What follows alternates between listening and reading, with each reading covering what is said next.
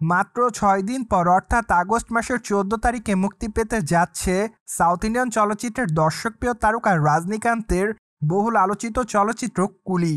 চলচ্চিত্রটিতে রজনীকান্ত ব্যতীত আরও অভিনয় করতে দেখা যাবে নাগার্জুনাকে। যদিও চলচ্চিত্রের পর্দায় এই তারকাকে খল চরিত্রে অভিনয় করতে দেখা যাবে, তাই তো আপাতত নাগার্জুনার সকল ভক্তর অপেক্ষাতে রয়েছে কুলি চলচ্চিত্রে তাকে খল চরিত্রে দেখার জন্য।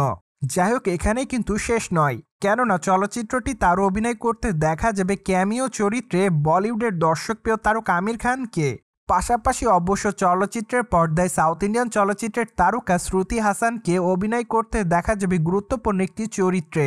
মূলত চলচ্চিত্রের গল্পের মধ্যে তার চরিত্রটি খুবই গুরুত্বপূর্ণ এমনটাই ধারণা করা যাচ্ছে চলচ্চিত্রের ট্রেলারটি দেখার পর। বাই দ্য ওয়ে, বর্তমানে চলচ্চিত্রের ট্রেলারটি প্রকাশে আসার পর দর্শকরা চলচ্চিত্রটি দেখার জন্য খুব এক্সাইটমেন্টের মধ্যে রয়েছে, কেননা চলচ্চিত্রের পর্দায় যেমনটা রয়েছে অ্যাকশন, ঠিক তেমনটাই রয়েছে আবেগ। পাশাপাশি অবশ্যই হিউজ পরিমাণ ভায়োলেন্সও রয়েছে চলচ্চিত্রের পর্দায়, যা অবশ্য দর্শকদের কাছে নজর কাড়বে এমনটাই অনুমান করা যাচ্ছে।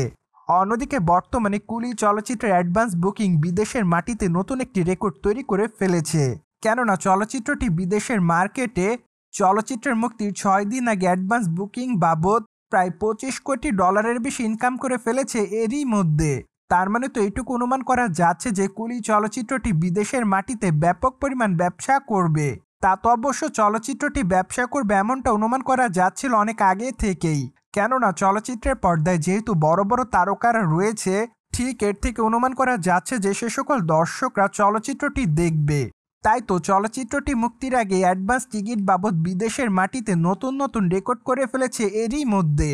তাছাড়া বর্তমানে এটুকু অনুমান করা যাচ্ছে যে চলচ্চিত্রটি প্রথম দিনে বক্স অফিসে প্রায় $১০০ কোটি বেশি ইনকাম করবে ভারত থেকে, কেননা চলচ্চিত্রের ট্রেলারটি যখন প্রকাশে আসে তারপর থেকে অবশ্য ভারতের দর্শকদের কাছে চলচ্চিত্রের চাহিদা দিনের পর দিন বেড়ে যাচ্ছে।